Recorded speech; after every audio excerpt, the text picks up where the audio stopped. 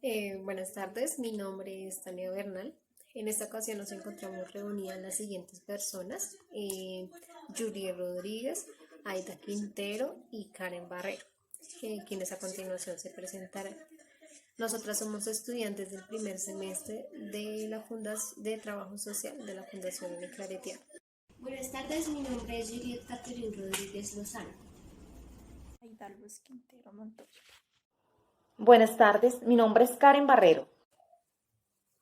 Bueno, en esta ocasión vamos a hablar sobre el Estado social de derecho y de bienestar, donde el desarrollo político en los estados deben ser capaces de dar cumplimiento a los fines esenciales del Estado, como lo pueden ser el derecho a la vida, al trabajo justo y bien remunerado, también a la justicia, a la equidad e igualdad, eh, entre otras. Todo esto dentro de un plano político y en democracia, desde niveles económicos y sociales. Día a día vemos que en Colombia existen varios tipos de vulnerabilidad, violencia, pobreza y pobreza extrema, diferentes diferencias sociales, económicas y políticas. Además nos encontramos con circunstancias de tensión entre el poder y la participación política. Muy buenas tardes. El día de hoy quiero hablarle de los elementos históricos de la pobreza. Pero primero vamos a definir qué es pobreza. La pobreza es la privación extrema del bienestar, entendido como el acceso a los bienes materiales, como es la educación, una vivienda digna y una salud digna. No solo elementos materiales, sino también encontramos la alimentación y muchas cosas básicas que necesita el ser humano para sobrevivir. Uno de los elementos históricos que encontramos es el desempleo, la ignorancia, la falta de educación, la guerra, el desplazamiento, el hambre, la desigualdad, la corrupción. La corrupción es uno de los elementos más grandes que ha generado pobreza en nuestro país. ¿Por qué motivo? Porque en la distribución de ingresos y los recursos económicos no son de forma equitativa. ¿Esto qué quiere decir? Que nuestros recursos se están quedando en pocas manos. Entonces estamos como la burguesía. Los ricos se vuelven más ricos y los pobres cada día son más pobres. Gracias. Bueno, también está la situación de la pobreza monetaria en Colombia.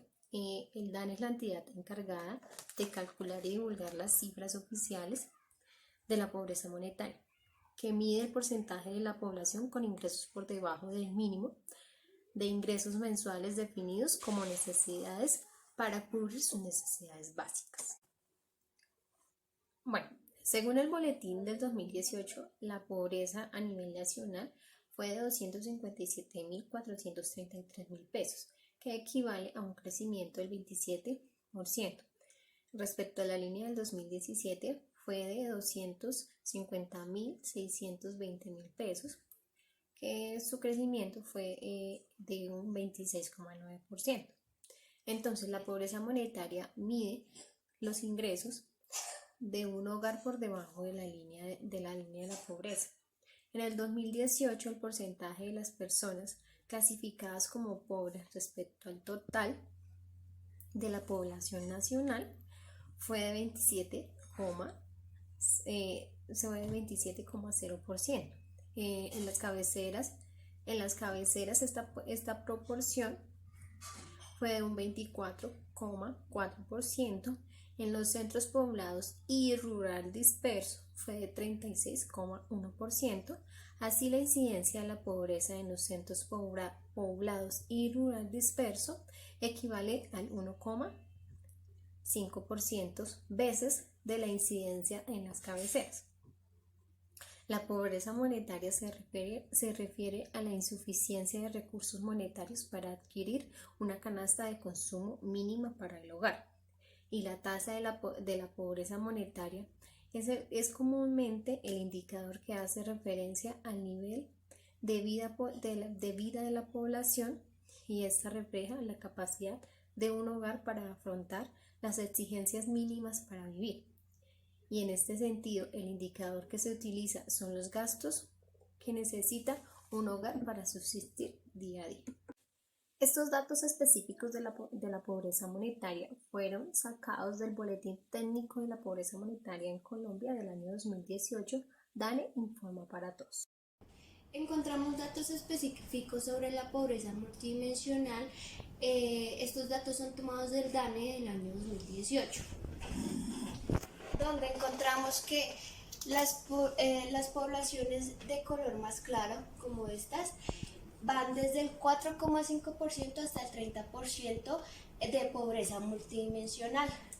Las que van de rosado claro, como estas, van del 30,1% hasta el 40%. Las que van de rojo, desde el 40,1% hasta el 50%. Estas van del 50,1% hasta el 70%, y las zonas como esta, que son las más vulnerables, van desde el 70,1% hasta el 98,5%. También tenemos unas cifras tomadas del año 2010-2011, donde se ve que hubo unas pequeñas mejorías a nivel nacional. Sin embargo, a nivel de zona rural del resto del país no mejoró, lo que quiere decir que la pobreza multidimensional sigue siendo constante en cada uno de estos lugares. Índice de Gini en Colombia. Según el artículo de la revista Semana del 4 de enero del 2020, refiere que tal vez la principal razón por la que los colombianos protestan en las calles es la desigualdad. La mayoría de la gente siente que, a pesar del crecimiento sostenido de la economía, la brecha entre los ricos y los pobres es cada vez más grande. Lo curioso es que las cifras afirman lo contrario. El parámetro que mide la desigualdad en los países es el índice de Gini, el cual se calcula de 0 a 1. Entre más cerca del 0, menos desigualdad. En una década, Colombia ha pasado de 0,55 a 0,49. Este salto de 6,5 puntos en tan poco tiempo lo han tenido pocos países y representa, en teoría, por lo menos un avance considerable en ese frente. Según datos específicos del último Boletín Técnico Pobreza Monetaria por departamentos, en el año 2018, según el DANE, el coeficiente de desigualdad de ingresos registró un valor de 0,517 frente al 0,508 en el 2017 a nivel nacional. En 2018, los departamentos de Chocó y La Guajira presentaron los mayores coeficientes de Gini, 0,579 y 0,522 respectivamente, mientras que en el mismo periodo los departamentos de Risaralda y Cundinamarca presentaron un coeficiente de Gini de 0,439 y 0,422 respectivamente, siendo los departamentos con menor desigualdad en el país. Bueno, referente al Estado social de derecho, encontramos condiciones muy importantes para nuestra sociedad, como lo son la asistencia sanitaria, que es el servicio que le prestan a un individuo para proteger y restaurar su salud. La salud es el estado de bienestar físico, mental y social de un individuo. Educación pública es el sistema nacional educativo de cada país, que está gestionado por la administración pública y sostenido con los impuestos. Trabajo y vivienda digna son dos pilares muy importantes y fundamentales para la calidad de vida. Subsidio familiar es un conjunto de instituciones orientadas a la protección integral tanto del trabajador como de su familia. Asistencia para personas con discapacidad y adultos mayores. Son los servicios de recreación, cultura, deportes y capacitación que le prestan a estas personas. Asistencia social ofrece la ayuda, pero no cambia su condición de vida. Defensa del ambiente natural es la protección que el Estado le brinda a la naturaleza. Congruencia o no entre los propósitos del Estado social de derecho y el alcance de políticas sociales y económicas en cuanto al bienestar social integral de los ciudadanos colombianos. El estado de bienestar se basa en el ejercicio de la función pública, es decir, la intervención del Estado en la economía y sociedad, para una mayor redistribución de la riqueza que mejora las condiciones socioeconómicas y de salud de la población. No es coherente lo que registran las leyes establecidas con los propósitos del Estado social de derecho y el alcance de políticas sociales y económicas, porque no garantiza los derechos fundamentales como el respeto a la vida, a la dignidad, a la libertad.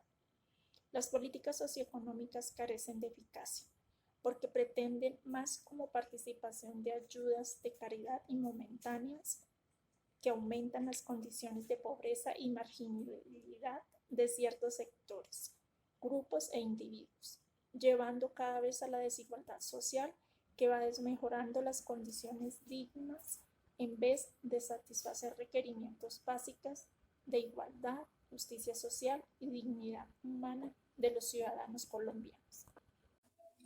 Bueno, ahora vamos a hablar de la política pública social en Colombia, donde su principal objetivo es lograr que a todos los ciudadanos se les cumpla con los fines esenciales del Estado, haciendo referencia primordialmente al acceso a la salud, educación, seguridad y al mercado laboral, promoviendo la formación y apoyando el emprendimiento y los mecanismos de promoción social, teniendo una priorización de acuerdo a las estadísticas de medición de la pobreza que hace el DANE y son recogidas como insumos técnicos para la elaboración de los planes de desarrollo a nivel nacional, departamental y municipal. Bueno, y para finalizar y dar conclusión referente al bienestar social, teniendo en cuenta los puntos mencionados anteriormente, nos damos cuenta de que en Colombia ha contribuido en la disminución concerniente a la pobreza y la desigualdad. ¿Por qué?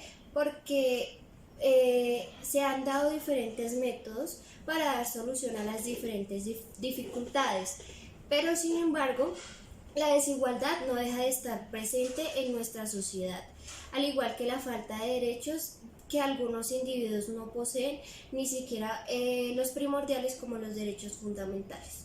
Gracias.